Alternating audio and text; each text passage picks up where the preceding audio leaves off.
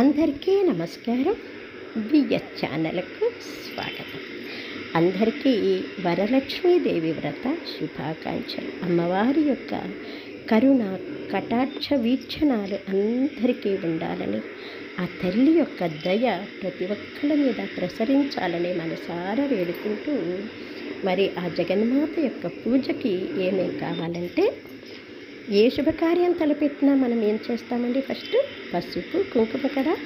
పసుపు కుంకుమ, తమలపాకులు, వక్కలు, పండ్లు, పూలు, పూలదండ, పాలవెల్లి అమ్మవారికి అక్కడ పైన కట్టడానికి, పాలు, పెరుగు, తేనె, నెయ్యి, చక్కెర, ఇవి పంచామృతాలు అమ్మవారి అభిషేకానికి, కుందులు దీపానికి, దారము తోరపు గ్రంథి పూజకి కట్టడానికి, కలువ పూలు దొరికితే తీసుకొద్దాం, లేకుంటే మామూలు పూలే, పీటలు 2, ఒత్తులు, నూనె, అలాగే అమ్మవారికి కట్టించటానికి లేదా దగ్గర పెట్టడానికి చీర, 2 జాకెట్ ముక్కలు, లక్ష్మీ కాసు, అమ్మవారి పూజకు కలశానికి చెంబు, 2 గ్లాసులు, ఒకటేమో అమ్మవారి పూజకి కలశానికి అందులో ఉద్ధరణ, ఇంకొక గ్లాస్ ఏమో మనము ఆచమనం చేసుకొని అమ్మవారిని ఆహ్వానించడానికి, ఇంకొక గ్లాసు దాంట్లో నీళ్లు, ప్లేటు, అలాగే కొబ్బరికాయ కలశానికి, బెల్లము, ఇలాచి, మిరియాల పొడి పానకానికి చలవ కదండి, అందుకోసం పెసరపప్పు ఏమో వడపప్పుకి అన్నమాట. తర్వాత తోరపు గ్రంథి పూజకి పూలు, ఇంత దారము రెడీ చేసి పెట్టుకోవాలి. ఇవన్నీ రెడీ చేసుకున్నాక మరి మనం అమ్మవారిని ఎలా పూజిస్తామో మరి అమ్మవారికి చెప్పాలి కదండి. ఎలాగంటే, విన్నపాలు వినగారావమ్మ వరలక్ష్మి, కన్న తల్లివి నీవేనోయమ్మ మహాలక్ష్మి, విన్నపాలు వినగారావమ్మ, మామిడి ఆకులు ముంగిట ముగ్గులు, మామిడాకులు ముంగిట ముగ్గులు, పచ్చ పచ్చని పసుపు గడపలు, పాల వెల్లి కట్టిన వేదిక, చల్లని తల్లికి స్వాగతమనగా, విన్నపాలు వినగారావమ్మ వరలక్ష్మి, కన్న తల్లివి నీవేనోయమ్మ మహాలక్ష్మి, విన్నపాలు వినగారావమ్మ. మరి ఆమె ఎలా ఉంటుందంటే జగన్మాత, శ్రీహరి హృదయ వాసిని జనని, ఆశ్రిత రక్షని పరమ పావని, కమలవాసిని కోమల రూపిణి, హిరణ్య రూపిణి, హరితో రామ, విన్నపాలు వినగారావమ్మ వరలక్ష్మి, కన్న తల్లివి నీవేనోయమ్మ మహాలక్ష్మి, విన్నపాలు వినగారావమ్మ. మరి అమ్మవారు మన ఇంటికి వస్తే ఆ తల్లికి మనం ఏం చేస్తామో చెప్పాలి కదా. పట్టు చీరను కట్టెదమమ్మ, పూలహారము వేసెదమమ్మ, అలంకారము చేసెదమమ్మ, పూల జడ వేసి తనివార చూసి, పూల జడ వేసి తనివార చూసి, కొలచెదమమ్మ కదలీరావే, విన్నపాలు వినగారావమ్మ వరలక్ష్మి, కన్న తల్లివి నీవేనోయమ్మ మహాలక్ష్మి, విన్నపాలు వినగారావమ్మ. బాగా జలుబు చేసిందండి, గొంతు కొంచెం బాగలేదు అనుకోకండి, ఒక భావం మాత్రమే చూడండి, ఓకేనా అండి. మరి అమ్మవారి పూజకి అన్నీ తెచ్చిపెట్టుకున్నాం. మరి అమ్మవారి పూజకి అన్నీ సిద్ధం ఎలా చేసుకోవాలంటేనండి, ముందుగా ఒక ఎత్తైన పీట వేసి, ఆ పీటకు చక్కగా పసుపు కుంకుమలు బియ్యం పిండితోటి చక్కగా అలంకరణ చెయ్యాలి. పసుపు రాసి బొట్లు పెట్టాలన్నమాట.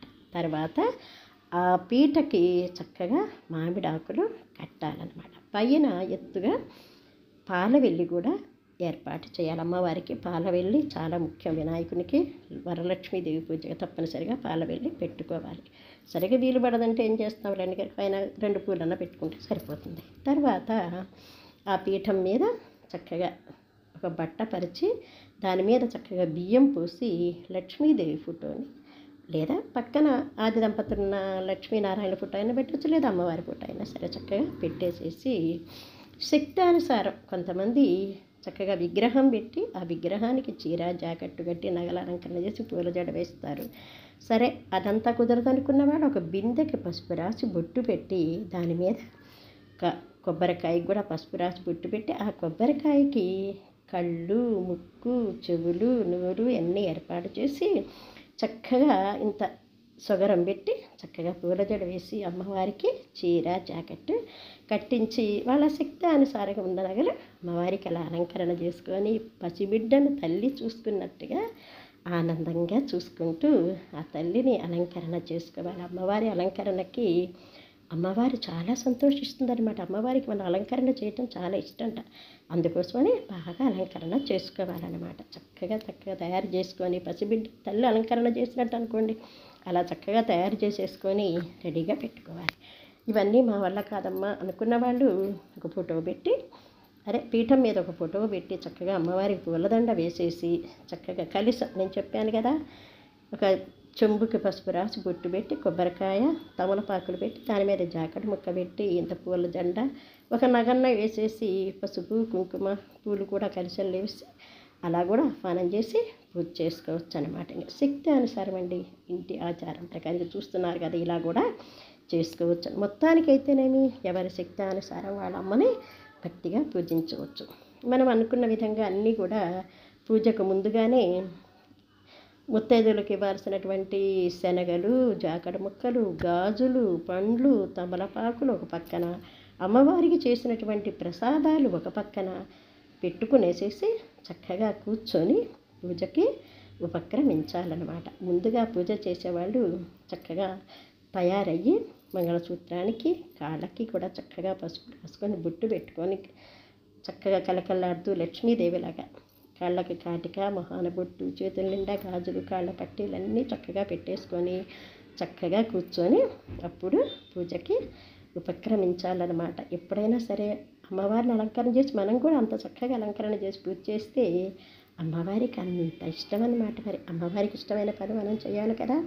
తర్వాత చక్కగా దీపాలు వెలిగించాలి. దీపాలు వెలిగించి అగరబత్తులు కూడా వెలిగించుకొని అన్నీ రెడీ చేసుకున్న తర్వాత ముందుగా కలశానికి, అంటే అమ్మవారి పూజ కోసం కలశానికి ఒకటి గ్లాస్ పెట్టుకున్నాం కదా, దానికి పసుపు రాసి చక్కగా బొట్టు పెట్టాలి.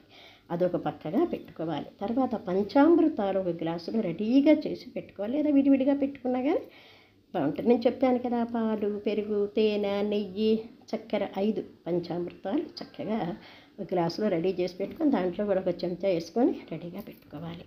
మన ఆచమనం చేసుకున్నప్పుడు ఒక ప్లేటు కావాలి కదా, గ్లాస్ కింద కూడా ఒక ప్లేట్ పెట్టుకొని ఇటు రెడీగా పెట్టుకొని ముందుగా మనము దీపాలు వెలిగించుకొని అగరబత్తి కూడా వెలిగించిన తర్వాత అప్పుడు పుస్తకం తీసుకొని మనము పూజకి ఉపక్రమించాలన్నమాట. ముందుగా విఘ్నేశ్వరుని పూజ మనం చెయ్యాలి. ఫస్ట్ విఘ్నేశ్వరుని పూజ చేసే ముందు మనము ఆచమనం చేసుకోవాలన్నమాట. ఓం అని అనుకోని ఓంకారం చెప్పుకొని ముందుగా హస్తౌ ప్రక్షాళయామి అని చేతులు నీళ్ళ కడుక్కోవాలి. తర్వాత ఓం కేశవాయ నమః, ఓం నారాయణాయ నమః, ఓం మాధవాయ నమః అని 3 సార్లు నీళ్ళని తీసుకోవాలి, సౌండ్ లేకుండా తీసుకునేసేసి తర్వాత ఓం కేశవాయ నమః, నారాయణాయ నమః, మాధవాయ నమః, ఋషికేశాయ నమః, పద్మనాభాయ నమః, దామోదరాయ నమః, సంకృష్ణాయ నమః, వాసుదేవాయ నమః, ప్రద్యుమ్నాయ నమః, అనిరుద్ధాయ నమః, పురుషోత్తమాయ నమః, అచ్యుతాయ నమః, జనార్దనాయ నమః, హరిహే శ్రీకృష్ణ పరబ్రహ్మణ్యై నమః అనుకొని ఆ పరంధాముడైన శ్రీహరికి మనసారా నమస్కారం చేసుకొని తర్వాత కొన్ని అక్షింతలు తీసుకొని ముందు చెయ్యి కడుక్కోవాలి. ఎందుకంటే ఆచమనం చేసుకున్నాం కదా, చెయ్యి కడుక్కున్న తర్వాత చెయ్యి ఒక బట్టకు తుడుచుకొని తర్వాత కొంచెం అక్షింతల చేతిలోకి మనము తీసుకోవాలన్నమాట.